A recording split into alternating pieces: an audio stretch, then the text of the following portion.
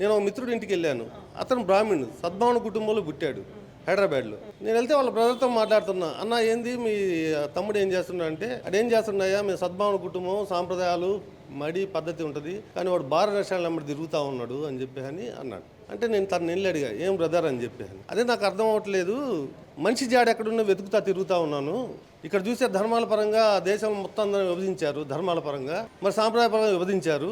మరి ఆ వచ్చేసరికి హిందూ అయిపోయింది, పొడేలు వచ్చేసరికి ముస్లిం అయిపోయింది, గొడ్డు వచ్చేసరికి క్రిస్టియన్ అయిపోయింది. మరి అటు చూసుకుని అక్కడ పంపకాలు జరిగిపోయినాయి, ఇంకో పక్క ధర్మాల పరంగా పంపకాలు జరిగిపోయినాయి. ఈ విధంగా పంపకాలు జరిగిపోయి మనిషి జాడ ఎక్కడుందని చెప్పి తెలుసుకోవడానికి పోతున్నాను. నేను వెతుకుతా ఉన్నాను, మనిషి జాడ లేకుండా పోయింది. గుడికి వెళ్తే హిందూ కనబడ్డాడు, చర్చికి వెళ్తే క్రిస్టియన్ కనబడ్డాడు, మరి మసీద్కి వెళ్తే ముస్లిం కనబడ్డాడు. మరి ఇలాంటి భారతదేశంలో కులాల పరంగా, మతాల పరంగా, వర్గాల పరంగా, ప్రాంతీయ పరంగా విభజించుకొని బతుకుతా ఉంటే మనిషి అనేవాడు ఎక్కడున్నాడు, వాడి జాడ కోసం వెతుకుతా తిరుగుతా ఉన్నాను.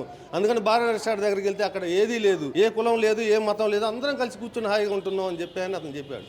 అతని ఉద్దేశం భారత రెస్టారెంట్ పొమ్మని కాదు, ఈ కులాలు, మతాలు, ఈ సాంప్రదాయాలు ఇటు పట్ల దాటుకొని రావాలి యువత.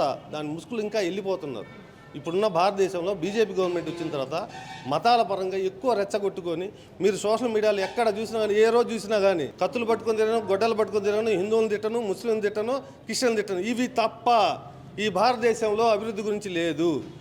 ఒక మణిపూర్లో అంతమంది మరి దహన లూటీలు జరిగాయి, రేపులు జరిగాయి, మడ్డలు జరిగాయి, అంతమంది చనిపోతే ఇప్పుడు కూడా భారతదేశ ప్రధాని అయినవాడు అక్కడికి 30 కిలోమీటర్ల దూరంలో గోల్ఫాట్ ఆడి వచ్చాడులే కానీ అక్కడ పోయి పరామర్శించలేదు.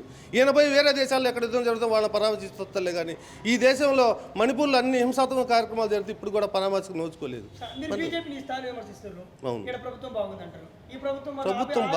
నేను ప్రభుత్వం బాగుందని చెప్పట్లేదండి. ప్రభుత్వం తీసుకున్న విధానాలు కొన్ని బాగున్నాయి అంటున్నావు, టోటల్గా మనం అన్ని సమర్థించలేము.